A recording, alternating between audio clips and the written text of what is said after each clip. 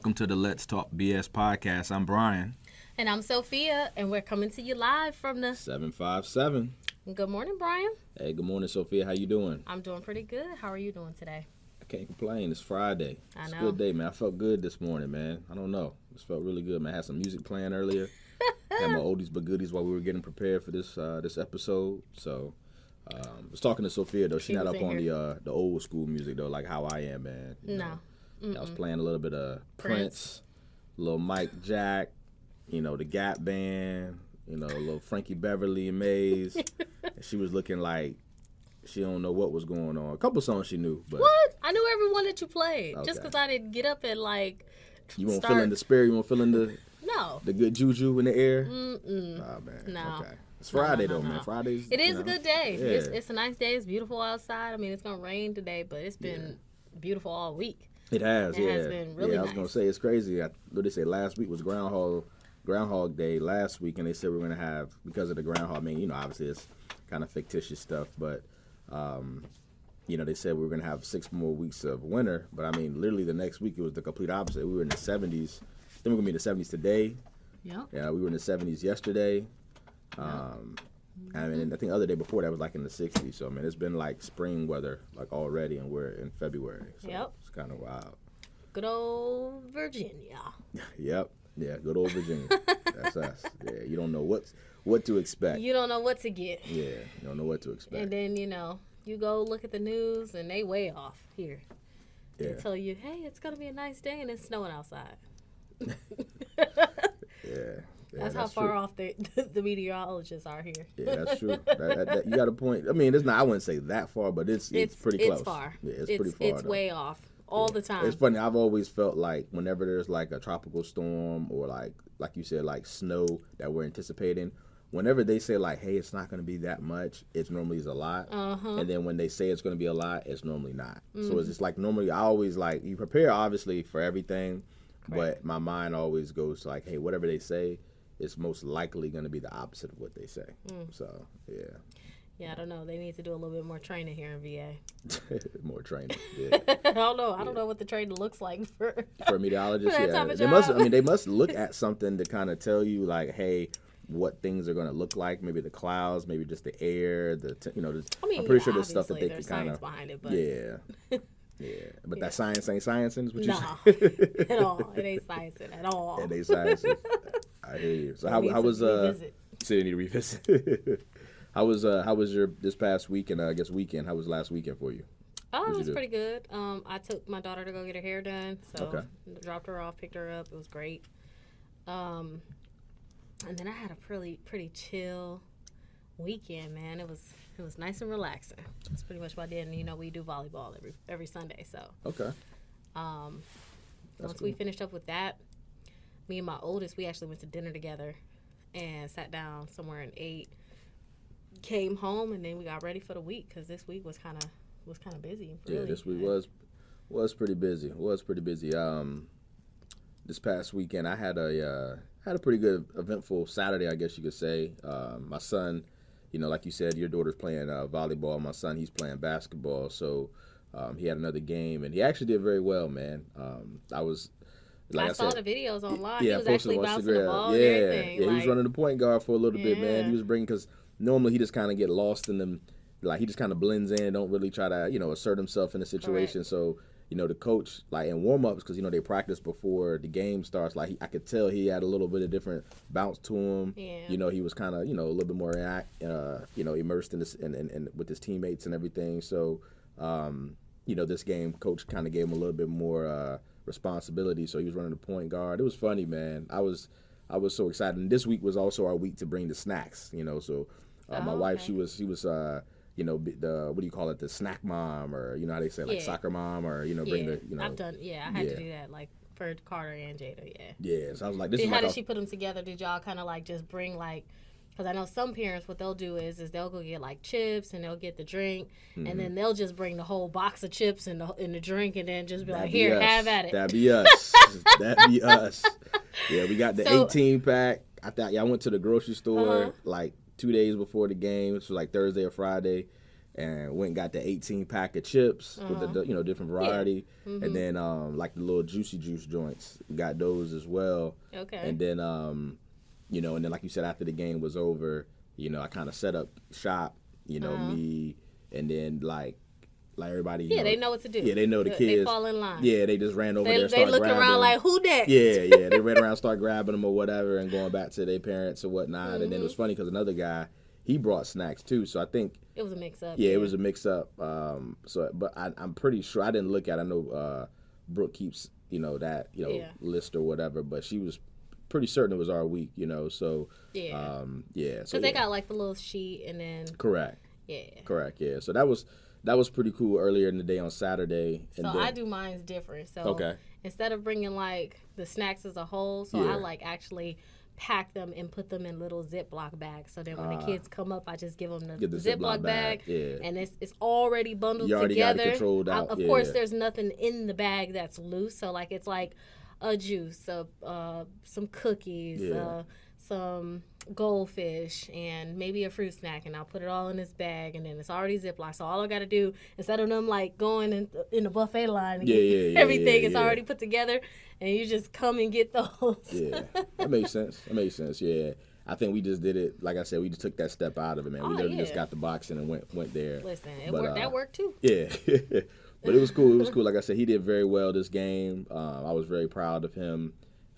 We were just kind of talking about it a lot, over the weekend. And then Saturday evening, we had some adult time, which was pretty cool because, typically the weekend, at least my weekends, are centered around the kids. So this Saturday, me, my buddy Sherman and Shalimar, we normally, hang out with each other. Our wives are really good friends as well. So, and they, like I said, we all live in the same neighborhood, so it's really convenient for us to kind of just get up with each other, just whenever. But we had tickets to go see Chris Rock. So Chris Rock. Is he funny in person? Yeah. No, he was funny. His stand up is funny, man. I remember seeing his stand up. He had a stand up recently, a couple of years ago, maybe like 2 or 3 years ago. On Netflix, and it was to me, it was hilarious. Like I remember I turned it on just to have something on in the background. I was like cleaning up, and I caught myself like just stop what I was doing and just like watching it. You know what I mean? So it was pretty funny. But yeah, Chris Rock, obviously he was in the news last year with the whole Will Smith situation. So he's been kind of like a polarizing figure, I guess you could say. A topic a lot of folks been talking about, the situation or whatnot. So I felt like, how a lot of times they say when people go through adversity, that's when they make their best, music. Like if it's a musician, like if they're going through like trials and tribulations, that's when they make their best music. When we have entertainers that are going through stuff, they typically make, have put on their best performances or whatnot. So I felt like Chris Rock was going to be in his pocket, with this stand up, man. Yeah. So, but yeah, it was. Have you? Sorry to cut you off. But have you watched The Best Man? I haven't. I have not. Well, listen, it's talking about the most recent one that came out during the holidays, right? No, I have not seen it. So I'm going to talk about this scene because it is hilarious. So the final episode of The Best Man, I don't know, it's not the holiday. What is it? Final chapters. Okay. It's a series. So it's probably like, 10, 11, 12 episodes or so. But on the very last episode, if not the last, the one before the last, there's this scene where Terrence Howard, he uses that line that Will Smith screamed at Chris. Keep my wife's name out your mouth. Yeah. And it was just like, it feels like that incident just happened, but for them to be able to use it in film like this, it was hilarious. When I tell you, tears was coming out my eyes because it sounded better when Terrence Howard said it. Terrence is a very dramatic, like he's very, like when he be having them looks like he mean what he say. And so he was like smirking, and it was just like funny because in that show, him and old girl end up actually being together. The one that he secretly had the child. What did you watch the holiday one? I did, but I honestly, it's been a while. That's like 10 years ago. I can't remember exactly. The girl who was light skinned and she was like extra. She was dating a dude with the dreads. Yeah, I remember that. I remember her. Okay. And she was very like always wanting something, always demanding, always yeah. Well, what are you doing? And I want you to come with me for everything, right? Yeah. So remember, he broke up with her and he got with the quote unquote stripper. Okay. Right. Okay. Well, Terrence Howard, remember, he ended up banging her Okay. Right? Okay. And then it kind of fast forward to the holiday, and then they found out that Terrence was actually just little girl's father. Oh, okay. Okay. But the little girl in the Best Man Holiday was already almost like 10. She was older. Okay. Yeah. Okay, I got So, you. Yeah, anyway. that makes sense because it was like I said, it came out like 10 years ago. So that's Correct. why I think I've seen that. That was one of the movies where I've seen like one time. So I remember it. I remember bits and pieces of it, but it didn't stick with me like a lot of other movies do. You listen to this old school music, but you ain't keeping up with these old school movies. Nah, that's not old school. That's a movie that came out 10 years ago. This music I'm listening to is like 50 years old. You know what I mean? But and I like music a lot more than movies. 40, so. 50. Yeah. MJ is 40, 50 years ago? Yeah. I mean, we 2023. MJ, he ran his prime in the 80s. Yeah. We so, old. yeah, we definitely getting there, man. All right. Well. But yeah, so Saturday, like I said, we actually did a couple things. So my buddy Sherm had a vehicle come pick us up, a private vehicle, and it drove us first to go eat dinner, which was really, really cool. I actually had my barber, Malik, he came out as well. Where did y'all go for dinner? We went to Norfolk Seafood and Company. Okay, where's that? It's in, obviously in Norfolk. But. Yeah. I was gonna get you right there because you be trying to. I be saying stuff sometimes. You be like, duh. So I be like, duh. You know what I'm saying? But nah, yeah, it's in downtown Norfolk. Oh, okay. Yeah, it's in downtown Norfolk. It's a legitimate question, by the way. It's in downtown Norfolk. But yeah, it was cool. You know, we had seafood. We all enjoyed the food. It was pretty good. I mean, it wasn't nothing great, I will say honestly, but it was solid. It was my first time eating there. But yeah, so we went there first, and then we got chauffeured to the show.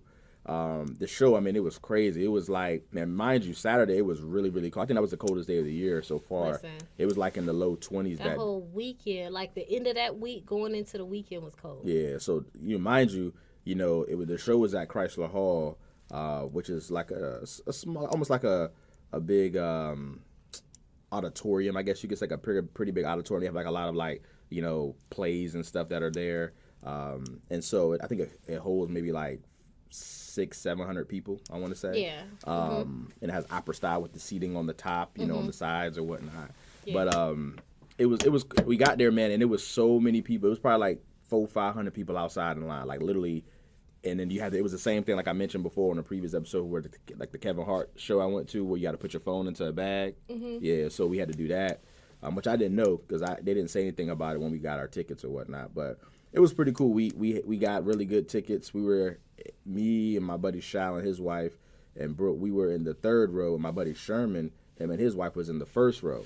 So it was funny. The opening act, he actually put on a couple. He said a couple of jokes about my boy Sherman, man. It was funny, man. It was inappropriate. I ain't gonna say what he said, but it was funny. It was real funny, man. And then so we enjoyed the show, and then after the show, we went to the casino. And obviously, I think we mentioned before as well that Portsmouth here locally just got a casino top of the year. Pretty much is when it opened, about a month and a half ago. And so that was my first time checking it out. Everybody kept telling me about how it was gonna be 45-minute hour waits. Don't go on Saturdays. And so we pull up to the casino. Y'all was VIP, that's why. We were, yeah. We pull up to the. Like, move over, let them come through. Because we got there, and you seen there was a lot of people like standing in the front. So I was like, dang, but it wasn't like a line wrapped around like from what I've been hearing. So we get there probably like 10:30, 10:45, and then I mean we literally, they drop us off right in the front, so we get in line, and we was in line for maybe 5 to 7 minutes. And then we got in, so it was cool. I mean, the casino was cool. I actually won a couple dollars, which was pretty fun. Yeah. I'm typically on the craps table or blackjack, and so we did that. And so yeah, that was cool. Sunday, obviously, I'm getting up here in age, man. So Sunday, I did absolutely nothing. Like I was telling my buddy Sherm, I was like, this is the most unproductive day I had, and as long as I can remember, because I mean, I literally laid in the bed and did nothing, like nothing, literally from sun up to sundown. So I was just beat from all that stuff that we did on Saturday. All that partying. Yeah, all that partying. So yeah, but it was cool though. Like I said, we had a good time, man. It was a good night out. So yeah. But then this week too, like you mentioned earlier, the week was pretty busy, work wise. We had that Atlantic-based podcast, Lending Forward. They invited us on, which was pretty cool. We went there, shot some video with them. They asked us some questions about our podcast, about some of the different supports that we've been given. So that was pretty cool. Also Tuesday we had that meeting, or that, they're having that training at our office. So we, spoke to them, did that with Onyx. So that was pretty cool, the Buffini training. And then yesterday, actually, I had lunch with a broker who's trying to migrate down in this in this market. He has his office up like in the western part of Virginia, like over like the Roanoke, Lynchburg area.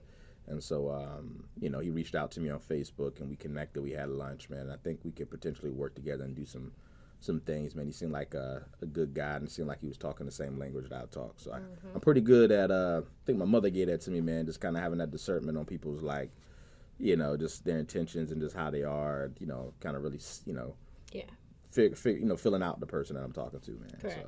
So, so that was pretty cool. And we also had the North Carolina housing training, and we had another training.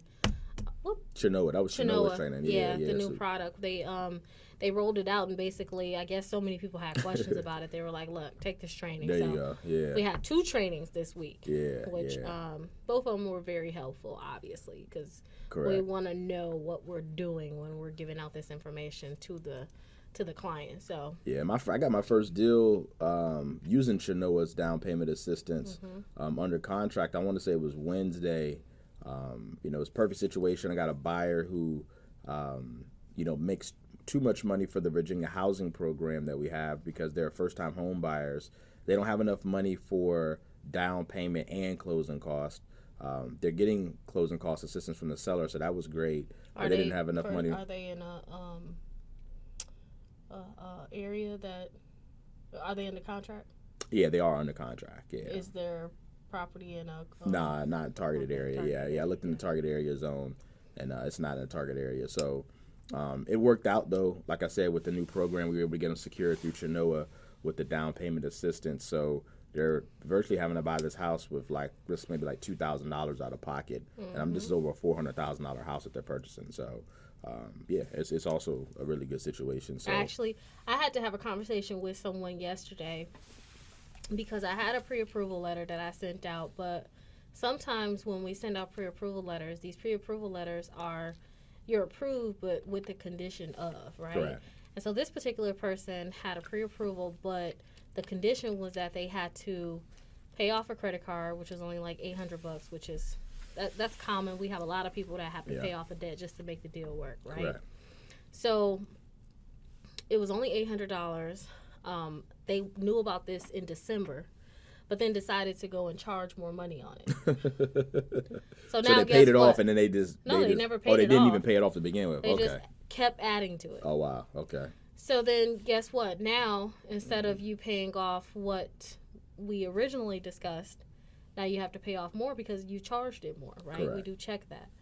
The other condition is that they had to save 1 month of reserves, which means 1 mortgage payment had to be in their account. It's just reserves. Yeah. The money's not going anywhere. We just want to see that money saved in your account, right? And then the other one was, for them in particular, they had an IRS debt. Yeah. And some of the products that we have, they don't require for you to necessarily pay off the IRS debt in full, but they do want to see that you started making payments on it, and they want to see 3 consecutive on-time payments before you can close on the home. Correct. So all this information was given to her in December. Well, she never started the payment. She charged up the credit card and spent all the money that she had in her account. So she did the total opposite of what you asked, is what it sounds like. Yes. Yeah. And then went and tried to make an offer on a property. So, the agent obviously did their due diligence and called me, and I was like, hey, yeah, we could potentially make that work, but X, Y, and Z there's some happen. things that need to happen. Yeah. And so, long story short, I had to have that conversation about, hey, look, you got to think about this transaction as a whole. Yeah. You're looking to purchase a home, right? Yeah. You're getting down payment assistance, right? I've already had the conversation with your agent that, hey, you're going to need closing cost assistance. So agent's aware. He knows that when he makes negotiations, there has to be some closing cost assistance in there, unless you won't be able to purchase, right? Yeah. And at minimum, the lender is just saying, hey, save some money in your account. Yeah. And with them, I had to really come down a notch. I had to say, okay, well, what happens if in 6 months your hot water heater goes out. And they really had to pause and think about it. Like, if you don't have the money in your account, then what? What happens? You just bought this house. There's no money saved. You didn't have to make a down payment. You didn't have to pay closing costs. We got to think outside the box sometimes. Yeah. You know what I mean? Yeah, yeah. So the client came to realization, like, yeah, you are asking for minimal stuff. Like, I mean, you asking for me to save some money. Exactly. Yeah. So it's great when you hear stories like this where, you're getting the down payment assistance and you're like, okay, well, all you got to do is bring $2,000 to closing. And they're like, okay, cool, I can work with that. Correct. That's what we need. Correct. We need people that's like understanding, like, look, at minimum, it's just a minimum contribution. Yeah, it's just what I always call it, compared to how much the lender is giving you. They're giving you $400,000 for a house, and then saying, hey, you just spent $2,000 of your money. What I say, it's all about sacrificing. I mean, that's to me what it really comes down to. Like, anything that you've ever wanted in life, and just think about this, man. Really think about this. I remember I had somebody challenge me and ask me, this was many years ago, but I've never forgot it. Anything that you've ever wanted in life, like that you really wanted, not just like, hey, I want this. Like, anything that you really wanted in life, there was some type of sacrifice that had to be made to obtain it. I mean, that's just what it is. I mean, no matter how big or small, but anything that you really desired, you had to sacrifice something to get it. So just when you're buying a home, sometimes you got to sacrifice spending money on things that you casually spend money on to be able to, get the greater good, as they say, to have a home, right? So, if you want to buy something that you really, really like, I don't care if it's a car or it's some shoes. A pair of shoes, yeah. Like, I mean, sometimes you got to make sacrifices to put yourself in position to be able to afford those things, right? And it's no different in buying a home. So, but yeah, that's crazy. I mean, I we hear stories about that all the time, man. I mean, it's about the mindset and about understanding, what it takes to. What you're getting into. Yeah, exactly. So, one good thing, though, I will say, one of the reasons why I was playing music and in a good mood earlier today is that one of my projects in Suffolk that we had new construction that build took basically a year because of some of the different hoops we had to jump through. It's closing today. Yeah. Yeah, and Sophia, she connected the buyer to the home, which was great. And so, we were, just obviously with the whole project, I mean, it took, like I said, it was supposed to take about 6 months, ended up taking double that amount of time because of being in a historical district and everything. But I'm just thrilled today. The buyer closes at noon. Yep. So I'm excited. Obviously, there's a financial gain from it, but just excited to have that chapter close. Something I thought we would definitely be done well. And it's a beautiful in 2022. House. Yeah, the house came out great. I mean, my builder, he's on it. He makes really good product, man. It was just, like I said, some of the different things that we didn't take into account that kind of tripped us up to, we had to wait for about 4 or 6 months just before we could even start building the home that we were anticipating. So, but yeah, I'm excited about that. I mean, the market honestly it's been pretty good. I mean, starting off the year, I know last week the CPI report came. Rates got better. Rates got, or excuse me, not the CPI report. The Fed did the rate hike. My bad. Yeah, the Fed did the rate hike to a quarter. Yeah, they did a quarter rate hike. And so that's lower than what they've been doing. And so we had a lot of positive feedback in the market, and rates actually went down for like the 4th or 5th consecutive week.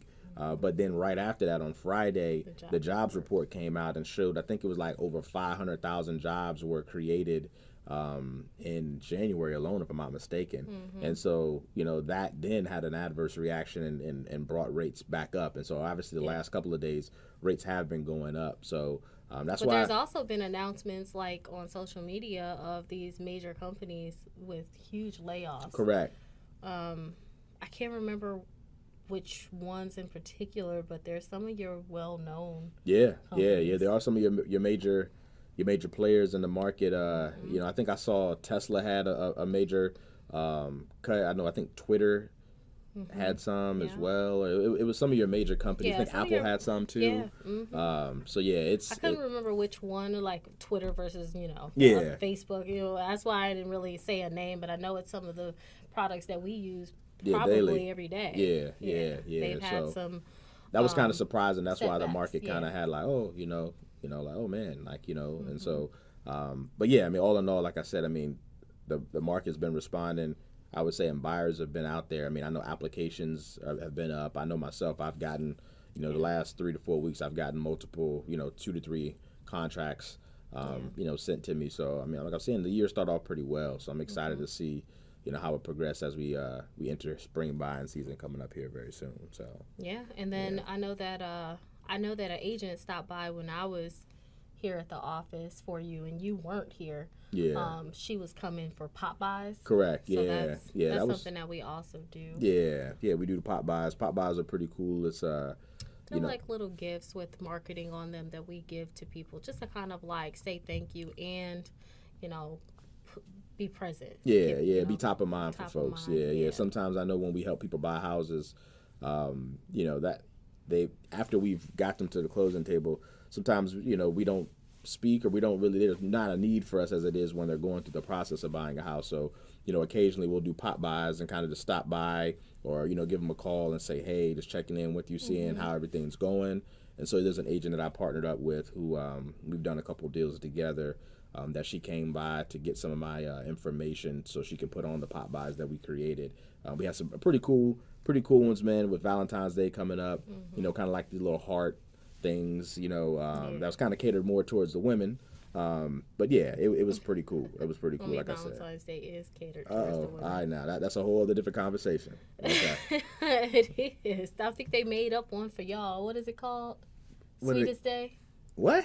What'd you call it? What'd you say? Isn't it something called like Sweetest Day? That's for the men or something like that? I've never heard that. I've never celebrated it before, but I hear, I ain't gonna say well, Valentine's Day is like a real thing, though. Valentine's Day is like a big thing, like February 14th. Like, so you're saying there's a male equivalent of that? Called Sweetest Day, yeah. I've never heard that before. Google it. Yeah, I'll Google it. I gotta look into that. I gotta tell Brooke, yo, we gotta start celebrating this joint. Because Valentine's Day, I'll be hooking you up. So we gotta start celebrating this joint. I never heard that one. Sorry, Brooke. Yeah, man. But yeah, also I wanted to give some love to my pops. I mentioned it last episode. My pop's birthday was yesterday. So I was joking with him. We had a conversation. Obviously I wish him happy birthday. It was pretty cool. My kids, they love FaceTime. Like this generation, like this. Me too. Yeah, my I don't kids. The only people I talk to on the phone, for real, is either work coworkers, because obviously we don't FaceTime. Yeah. And unless it's, obviously I need to see something that they see, because that happens sometimes. That's but outside of that, if they have an Android, me and my friends and family, all we do is FaceTime. Like, if you ask, it's like if we call each other and we realize it's not FaceTime, we'd be like, oh, my bad. And then we FaceTime. Oh, then y'all FaceTime. So it's the right opposite. In the moment, it's not. Some people are like, some people accidentally FaceTime. You're like, oh, let me call you. So you the opposite of that. Yeah, we're the opposite. Yeah, all we do is FaceTime. Yeah, we're totally. I like FaceTime. Honestly, I would do what you're saying, but I mean, everybody I talk to is strictly phone conversations. I mean, the FaceTime stuff is like only if I'm specifically trying to show you something, like, hey, I'm at the store, like Brooke, she'll say, hey, I'm, this or whatever. I'm at the store, I'm trying to find something or whatever. But we did a FaceTime for my parents. My parents will FaceTime with us sometimes to see the kids, their grandbabies. And so they sung happy birthday to him. It was so cute, man. They sung happy birthday to him. My dad said he almost got emotional. But yeah, it was cool. My old man, he turned the age now where he can start collecting Social Security. So I was joking him. I was like, hey, go ahead and cut me a little bit of that SSSI check, man. So. I think you got one too many S's. I did, yeah. SSI. Yeah, my bad. I did have 3 of them in there. Look, I'm getting old. Say, look, your dad get another check I don't know about. Social Security. Exactly. Man. Yeah, man. But nah, again, happy birthday to my old man. Happy birthday. Appreciate him. Appreciate you, bro. So I think that was pretty much our week. I mean, it was kind of jam-packed. Yeah. One thing I was gonna say one thing that was unfortunate, man, that I wanted to mention. I know a lot of times, you have a lot of people on different podcasts and books, and they always talk about investors. They always tell you about the good.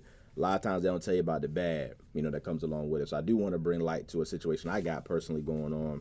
There's a house in Virginia Beach that I'm flipping that has now been under contract twice. And now we had to put it back on the market. I think it was yesterday or Wednesday. First time buyer got under contract. They were a young couple. I actually knew them, which was a unique situation through a friend of mine. And so they loved the house, got under contract, and I think we mentioned this before on a podcast, but the home inspection happened. And the home inspection, obviously a home inspector is going to go out there and they're going to look at the house.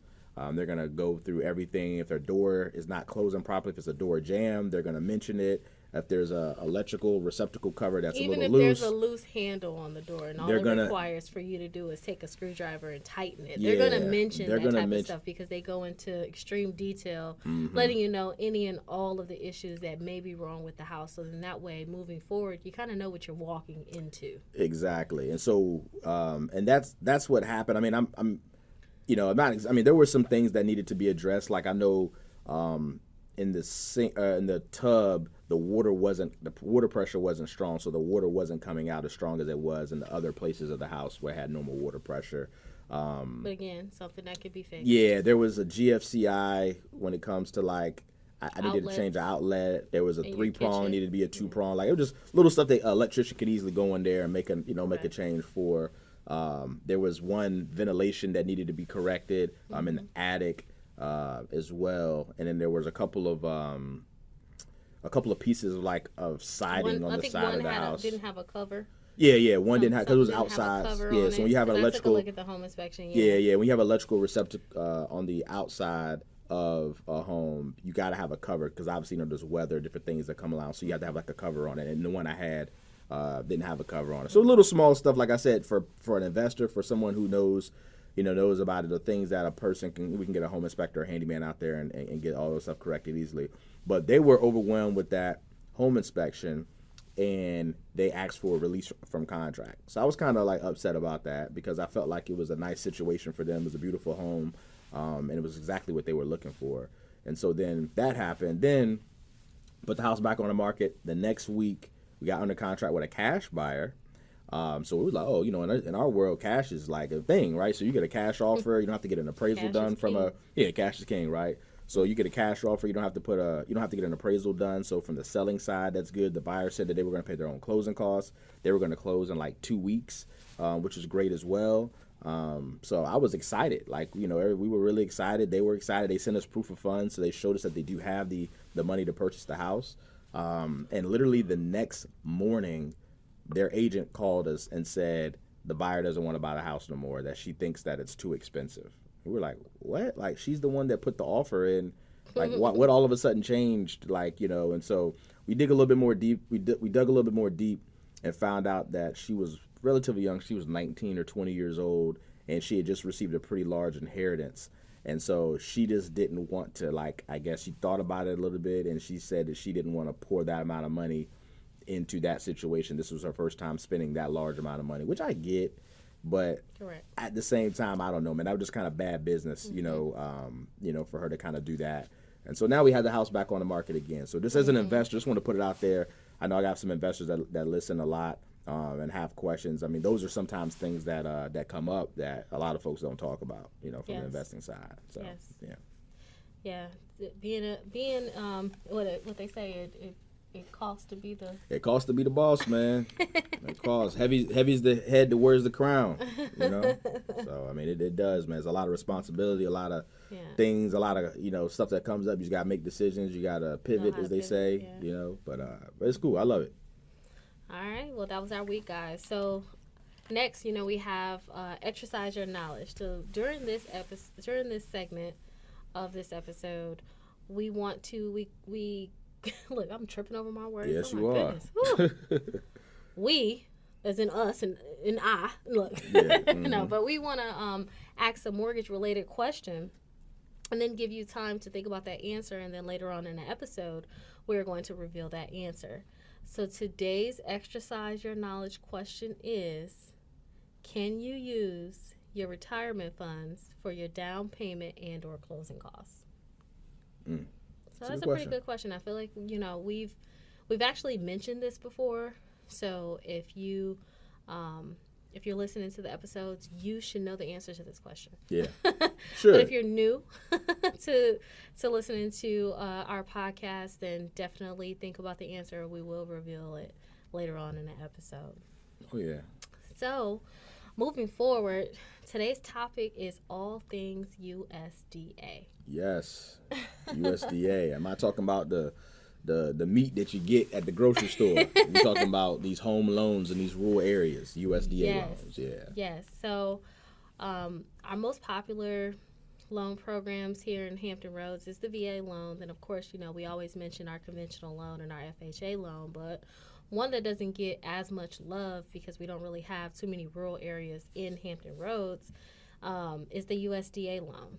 So this particular loan type is for your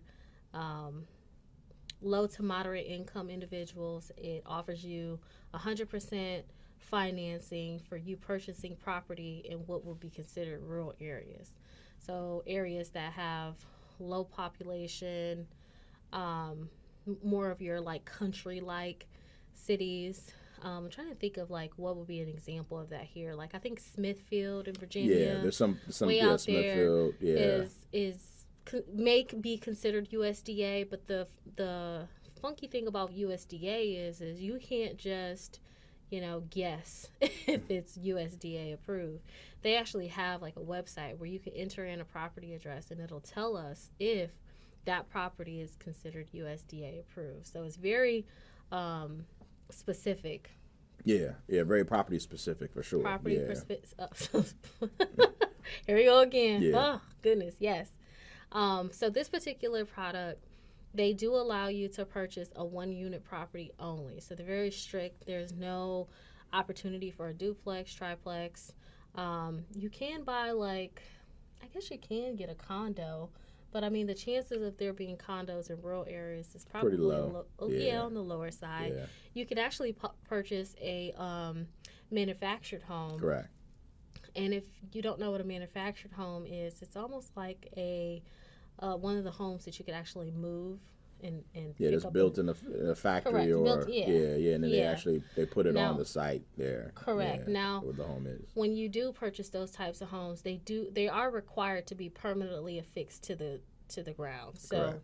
Even though there's possibility for you to move the property, they want it to be secured. Correct. And have adequate access to water and some of the basic needs for having a property. Correct. USDA, they have a minimum credit score of a 620.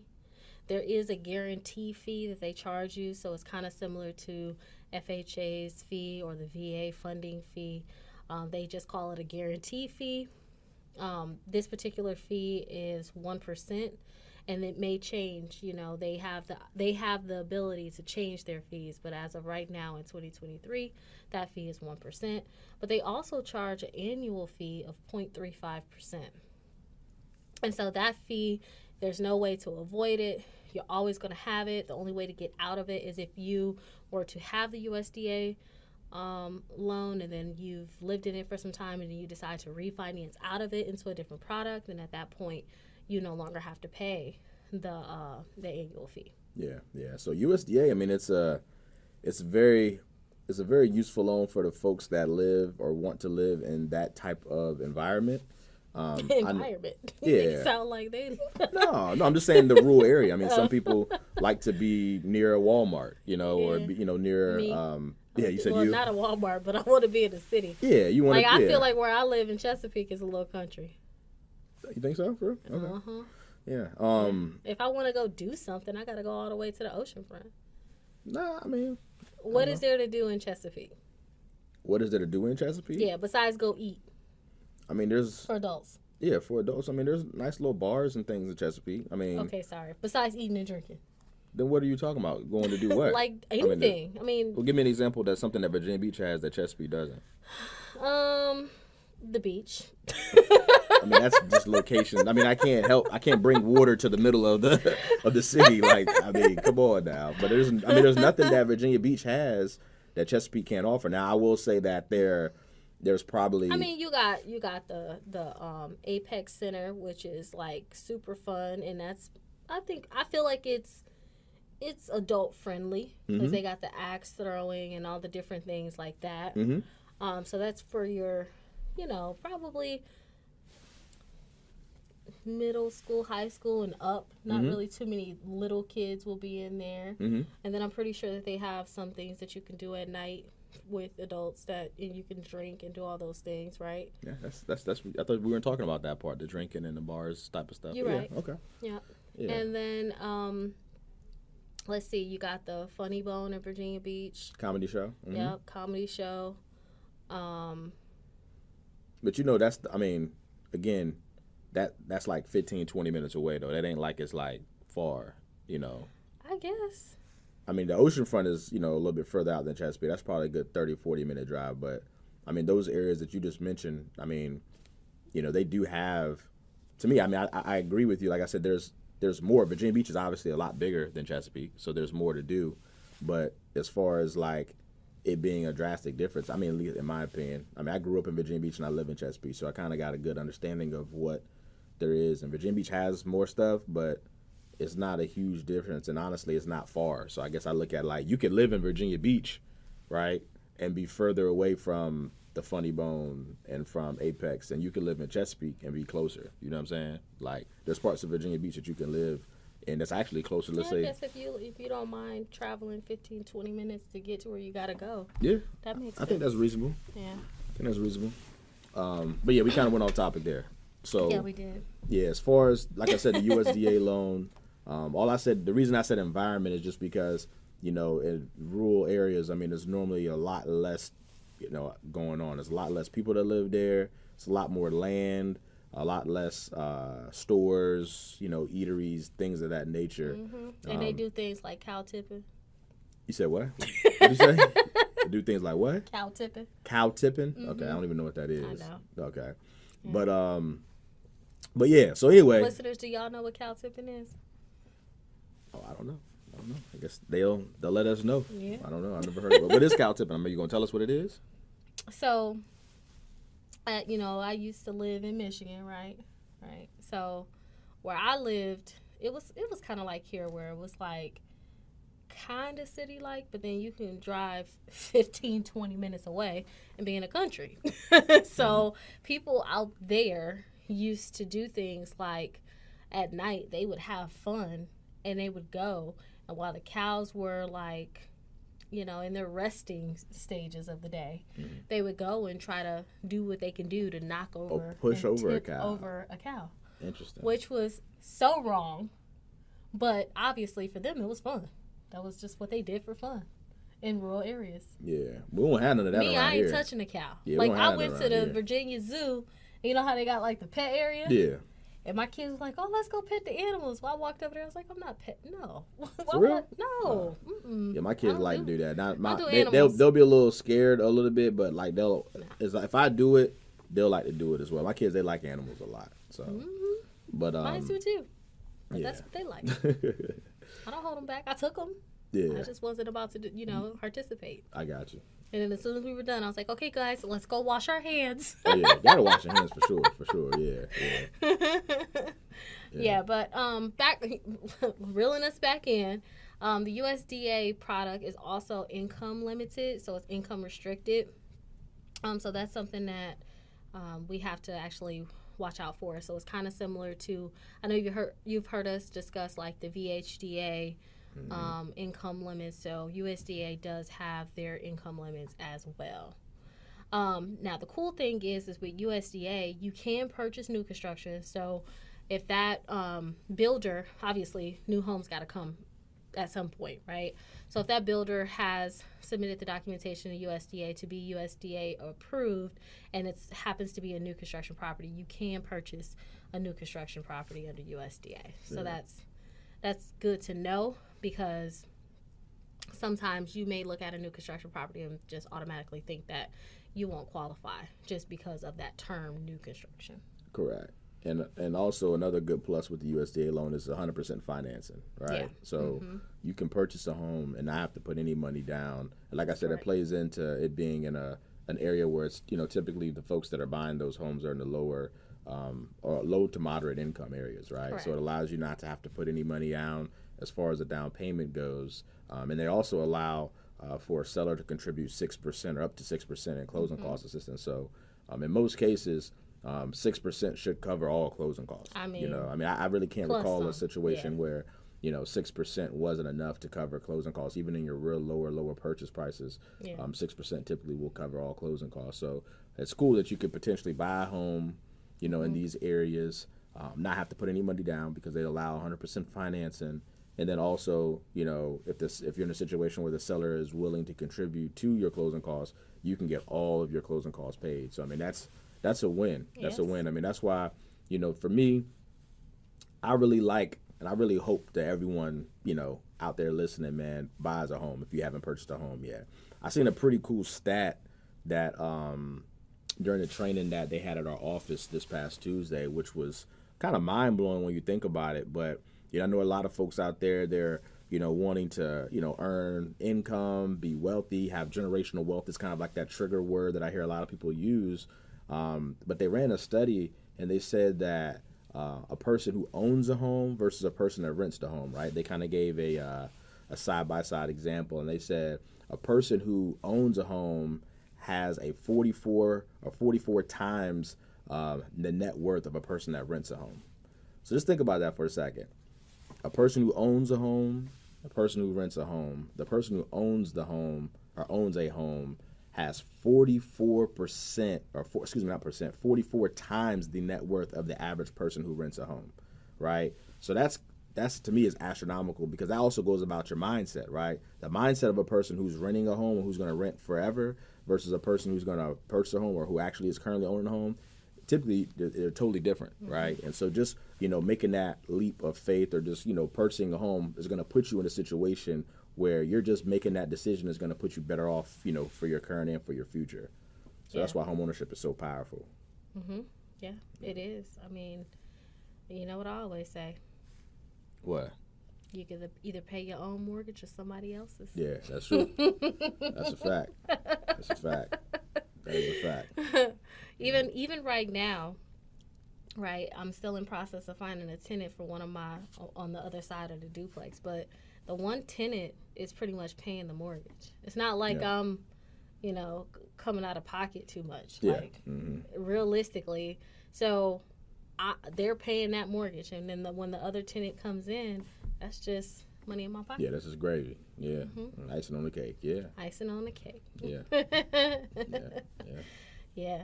All right, guys. So I hope that you learned a lot when it comes to the USDA home. So if you're a person that's looking to purchase or move to a rural area and you're looking to purchase, and do you have to be a first-time home buyer?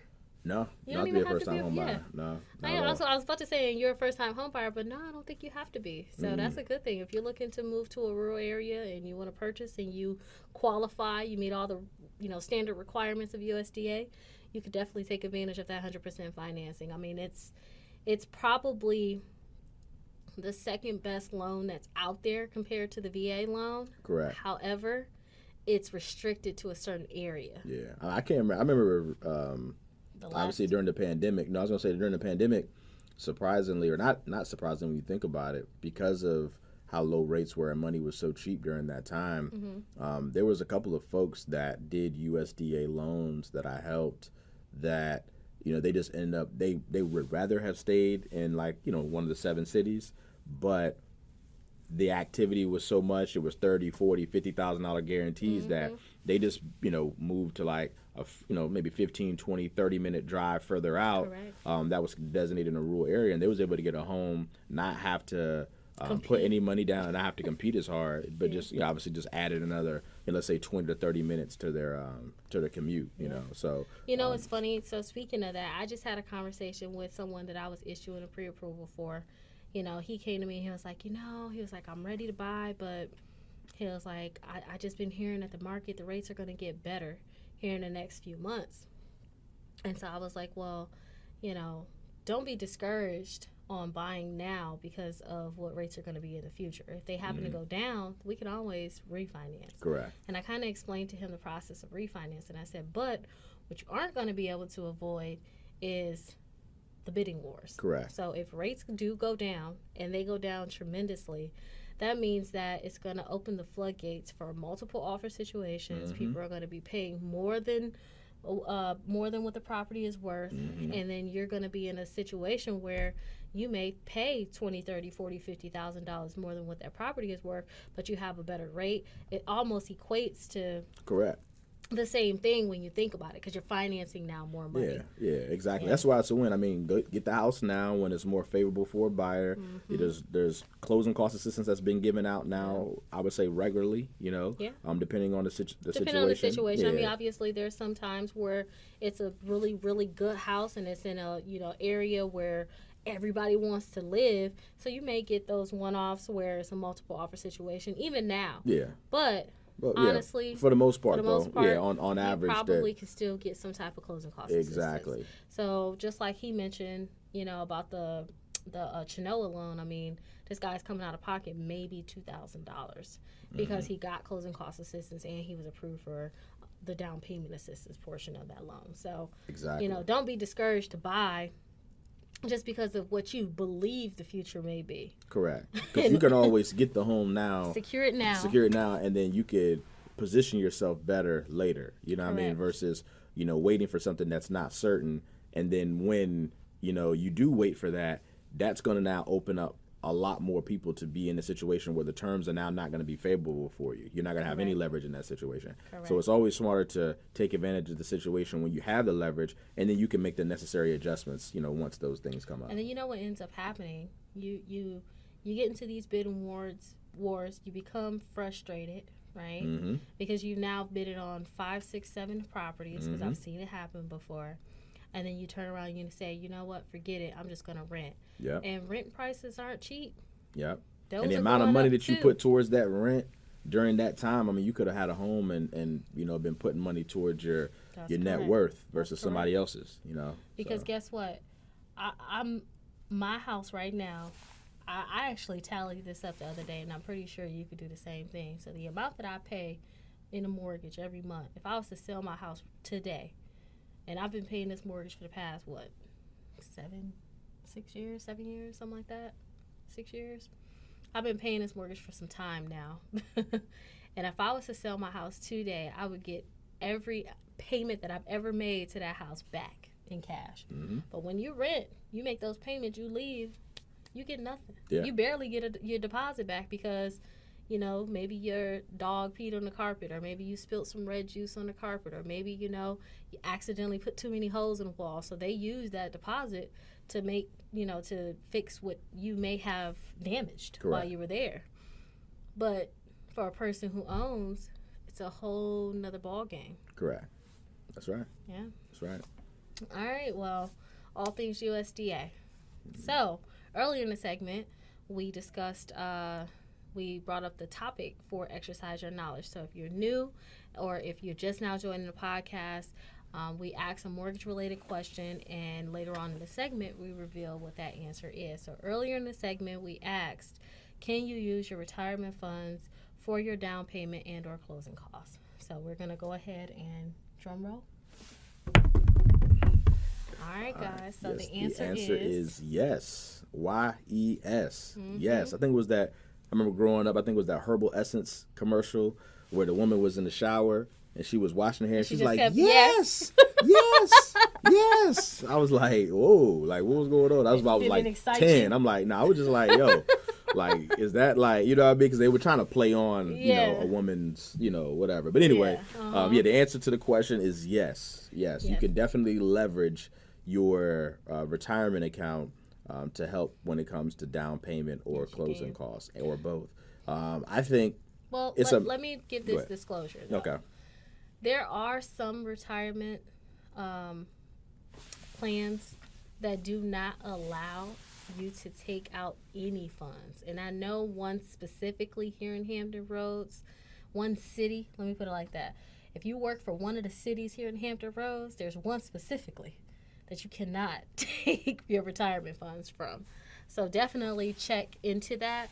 But for the most part, even for a company I work for, you can call your retirement company, get the information, and ask if I'm purchasing a home. I think some of the other stipulations is if you get sick to where you are like on some type of like disability, you could pull funds from there. Or even if you want to just simply take a loan out against your money that you've saved and, you know, pay for house repairs or, you know, whatever it is that you want to do, they do accommodate you. You just have to call and get the terms of it. And yes, you can use those retirement funds for a down payment and closing costs. So yeah, you could definitely do it.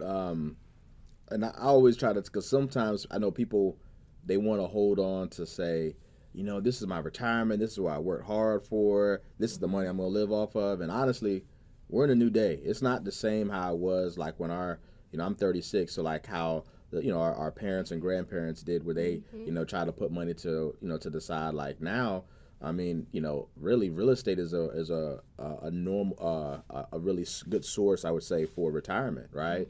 So if you have X amount of dollars in your retirement account, you don't have to use it all, but it's whatever is needed for that transaction. You can take a part of that, and you're just wealth transferring. You're just taking it out of one account that's getting interest, that's growing, and putting it towards your real estate, your home, that's now going to help you in a multitude of ways. First, it's going to give you a place to live, right?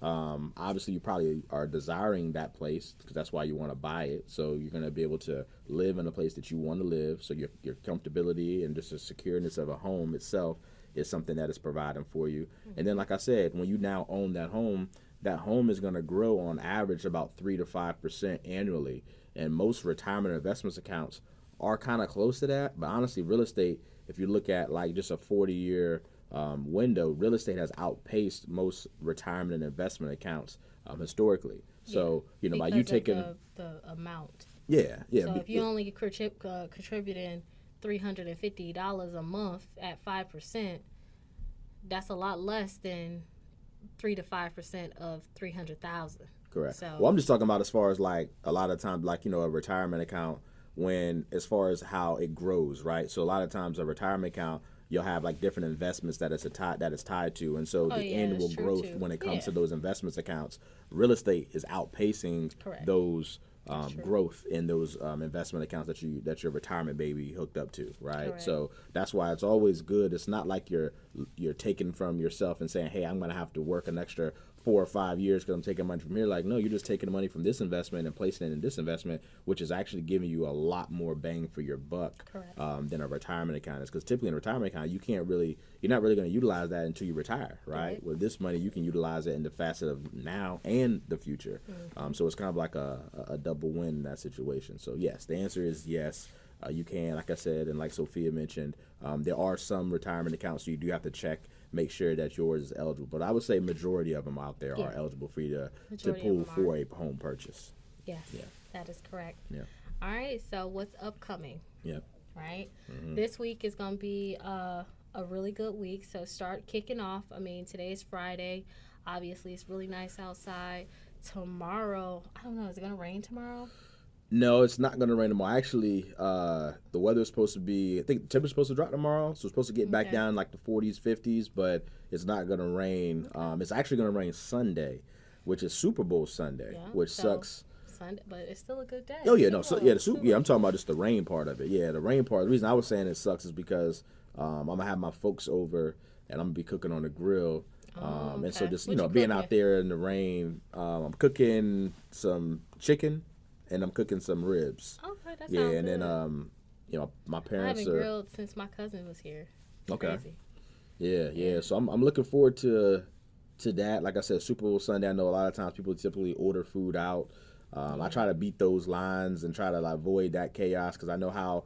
I remember one time I had a situation where I had ordered some wings on the Super Bowl, and literally I was waiting there for like an hour. I missed some of the game, and I had ordered this like days beforehand. I had a specific pickup time, but when I got there, the line was so long that it took so long for me to get to the front. And then by the time I got to the front, I think they had given my order out to somebody else or something. It was just horrible. It was absolutely horrible. Everybody was. This was Wing King. This is Wing King, which I actually really love their wings. They're one of my favorite places to get wings from. Where is that? There's one now. At this specific time, it was at this particular time. I'm sorry. It was the location that's on Virginia Beach Boulevard, but there's one now actually. On the Virginia Beach Chesapeake borderline, right off Kempsville Road.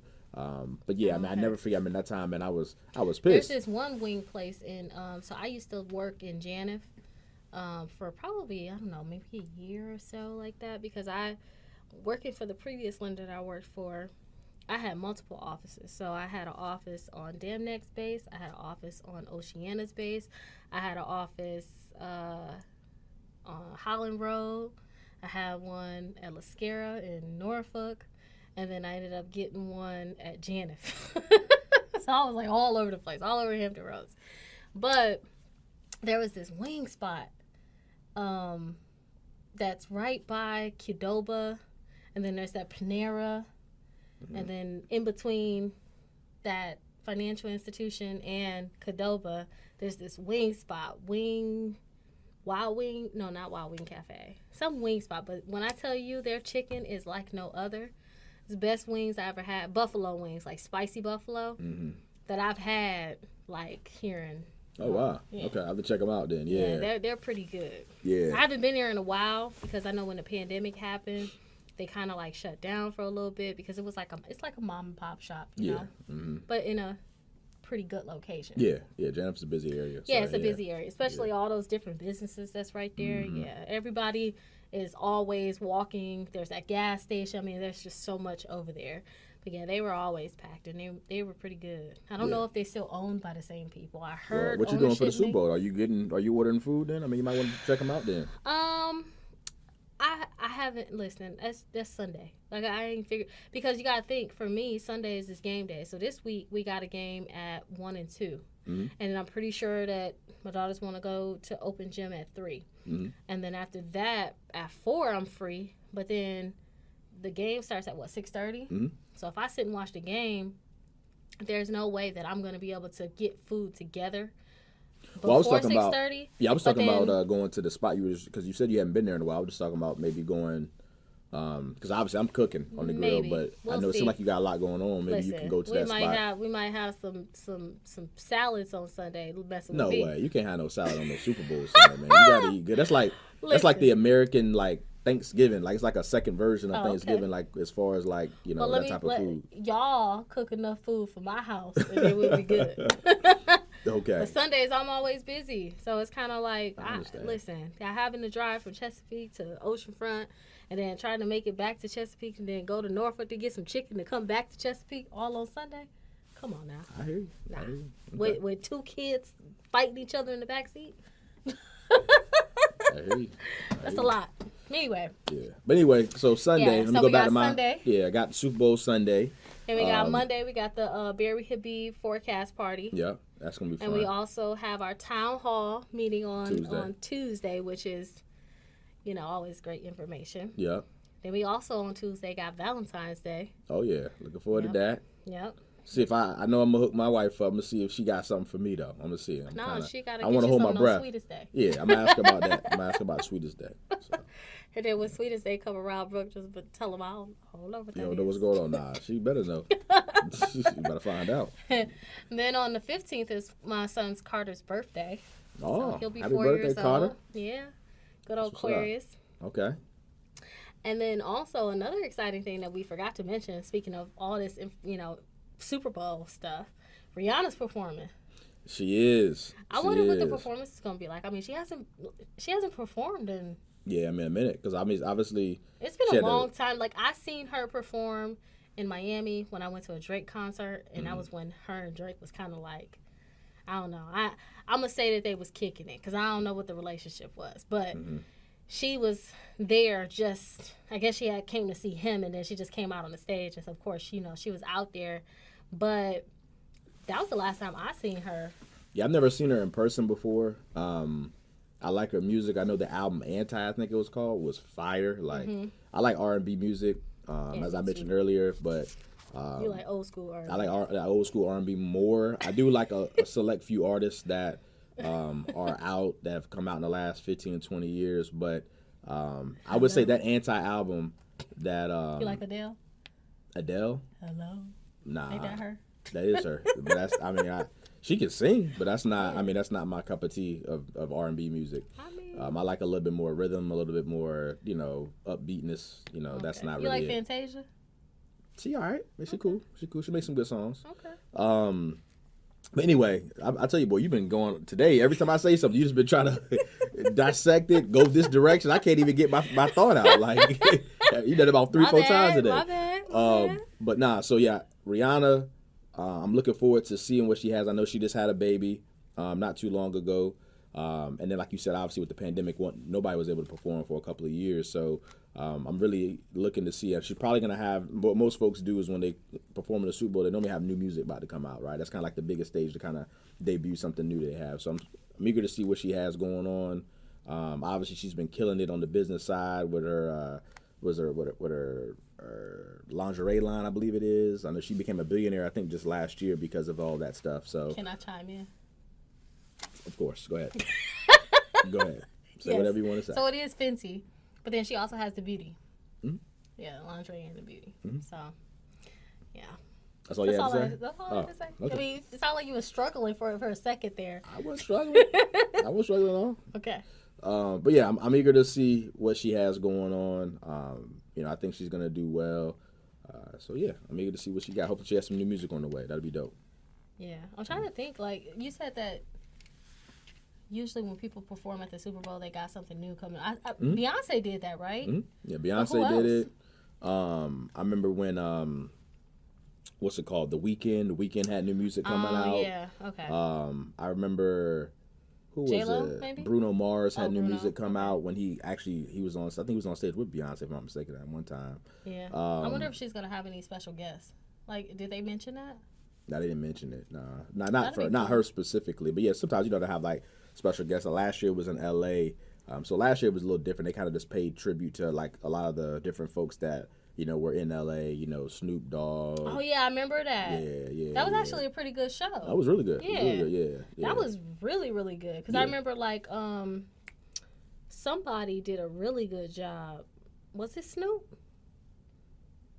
I mean, they had Kendrick Lamar. They had Eminem perform. Remember Eminem? They had who else was it? I like Eminem. Dr. Dre, obviously, he was, he did most of the producing for all of those guys. Yeah. But yeah, last year, like I said, was a little different because it was kind of just like an ode to the past. But if you look at historically, a lot of the people who perform on the Super Bowl, they are performing, either they just had music coming out, so that's like for them to get in front of a lot of people, or they're getting ready to have music come out, so that's a way to kind of be back in front of people and be on people's minds or whatnot. So yeah, I'm thinking Rihanna's gonna probably drop some music here soon with this performance, so it'll be cool. Yeah, most definitely. Yeah. All right, so you guys know we like to end this podcast on a positive note. So today's, I'll let you take the quote of the day since I cut you off so many times today. All right. Today's quote is, which I'm pretty sure many folks have heard, but we just wanted to say it here, is if you're the smartest person in the room, then you're in the wrong room, right? So, that just pays, respects or just says, hey, if you're in a room where you're just around people who they're learning from you. They're learning from you, and you're not. People are just being. People are taking information from you. You're not being poured into. Then you're in the wrong room, man. And this one resonates with me a lot, just because I feel like as I've grown and matured, and and had different levels of success that I've wanted to accomplish and achieve. I've had to be around different people who were doing way better than what I could ever think to do. Right, so. I got my boys, that I grew up with, some of them, aren't doing the greatest. Some of them are, what I mean? But you got to put yourself around people who you can grow from, who you can learn from, who can pour into you. And that's just really what it comes down to. Yep. That's very true. Yeah. All right, guys. So that's all the time that we have for today. Please follow us on IG and Facebook. Of course, my IG and Facebook name is SKB_mortgage. Yep. And mine is Bryan_Royster. Thank you for listening to our podcast today, and we will see you next week. See you next week.